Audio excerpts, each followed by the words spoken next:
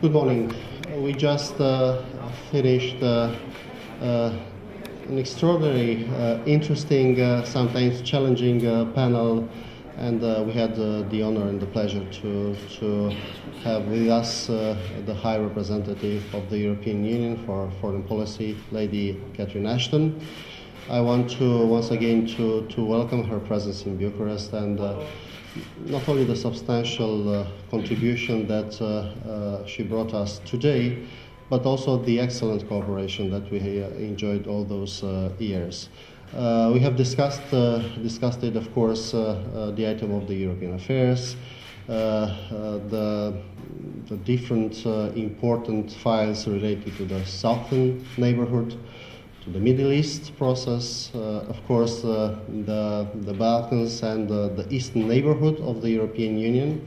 Particular point related to the enlargement, and I want once again to appreciate, to express our appreciation in Romania for the dedication of the High Representative also to the European process and the enlargement process related to the neighborhood of the European Union.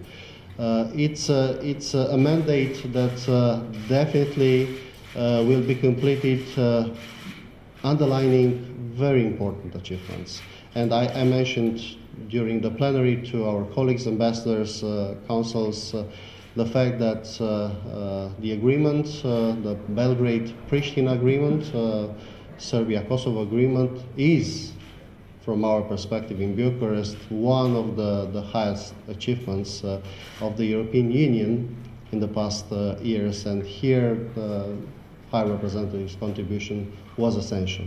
Of course, different other files that we have discussed it, and once again, I want to mention you that it was an excellent panel. Thank you once again, Lady Ashton, please. Well, thank you, Foreign Minister. My dear friend and colleague, Titus, it's great to be here in Bucharest, and I want to thank you for the invitation to come and meet with your ambassadors. They have certainly asked some challenging questions, and I'm delighted that was the case. You are very kind in your words about the work that has been undertaken. May I also say to you that I value very highly the collaboration that you and I have, and I want to pay tribute to your work and the work of your colleagues in supporting the work of the External Action Service, but also in your political contributions to the Foreign Affairs Council. I hope that everyone understands what tremendous effort you put into ensuring that your country is well represented, but you play your part in the European Union to the full. As you've said, today has been an opportunity for me to discuss with your ambassadors some of the key challenges that we are currently facing, and also to talk about the work that we have undertaken, especially as I reach the end of my mandate in the next few weeks. And just to repeat a couple of those elements, not surprisingly, a huge focus of our work has been in our own neighbourhood, both south and east.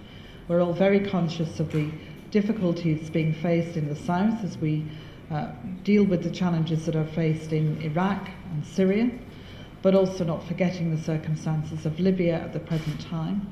And we're looking to what will happen on the back of the ceasefire that we see in Gaza and the opportunities to return once again to the ambition of a two-state solution, which we believe is the way forward to ensure stability and security in that region.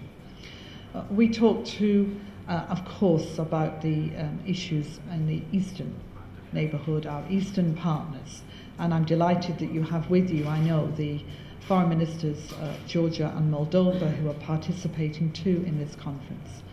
I, of course, have come from Minsk, where we had an interesting discussions with the four presidents present from Kazakhstan, of course Belarus is host, the President of Russia and the President of Ukraine.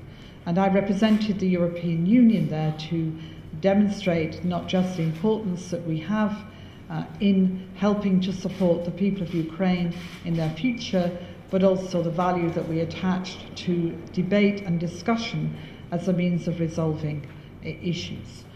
We raised there the economic challenges, to be faced, and we also talked about, and this is where I feel very strongly, the peace and security issues that need to now dominate the debate in order that we can find ways to reach a ceasefire, but also ensure that the borders are secure.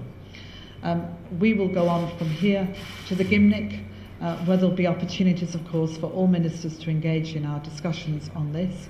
And again, I just want to end as I began by thanking you very much. It's, I think, my 6th visit to Bucharest in my time, and it's always a privilege to be here. Thank you, and thank you very much for your attention.